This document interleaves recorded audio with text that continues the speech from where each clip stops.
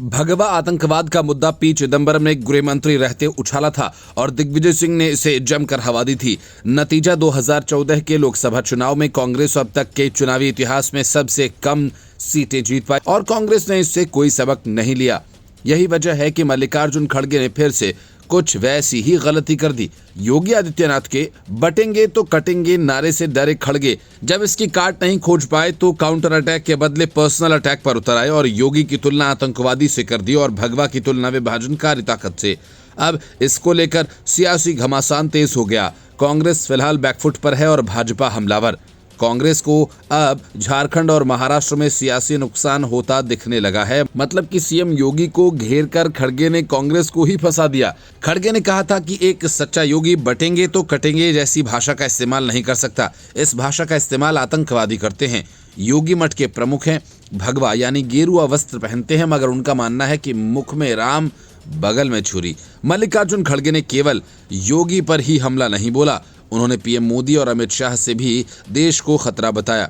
10 नवंबर को मुंबई में खड़गे ने कहा था कि प्रधानमंत्री कहते हैं एक हैं तो सेफ हैं, जबकि भाजपा के बाकी नेता बटेंगे तो कटेंगे की बात करते हैं।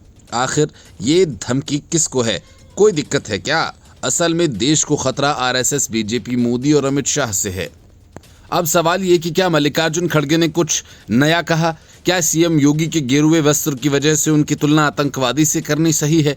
कांग्रेस ये सब कुछ सियासी खींच मिटाने के लिए कर रही है। बटेंगे तो कटेंगे बयान सियासी नजरिए से हिट होता दिख रहा है, तभी भाजपा का हर नेता इसे हाथों हाथ लपक रहा है। कांग्रेस समेत विपक्ष को इस जुमले का असर समझ में आ रहा है। यही वजह है कि अखिलेश भी लगातार बटेंगे तो कटेंगे का काउंटर तलाश कर रहे हैं। उधर कांग्रेस भी इस बयान की तोड़ ढूंढने में लगी है।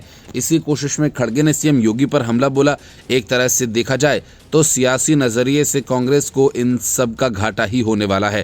पहले भी कांग्रेस के नेता हिंदू आतंकवाद और भगवा आतंकवाद का नारा बुलंद कर चुके हैं, मगर सियासी तौर पर घाटे का ही सौदा साबित हुआ।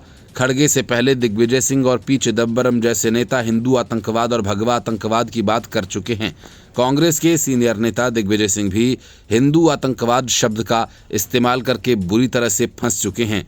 समझौता एक्सप्रेस और मालेगांव ब्लास्ट के संदर्भ में साल 2007 में दिग्विजय सिंह ने हिंदू आतंकवाद शब्द का इस्तेमाल किया था, क्योंकि इन केसेस के आरोपी हिंदू थे। इसलिए कांग्रेस नेताओं की ओर से उस वक्त हिंदू आतंकवाद और भगवा आतंकवाद खूब इस्तेमाल किए गए। हालांकि बाद में दिग्विजय सिंह ने भी यू टर्न ले लिया था और कहा था कि उन्होंने केवल संघी आतंकवाद का जिक्र किया था, कभी हिंदू आतंकवाद नहीं कहा। अब मल्लिकार्जुन खड़गे ने भी सीएम योगी को घेरने के लिए दिग्विजय सिंह और पी चिदंबरम वाली भाषा का इस्तेमाल किया है।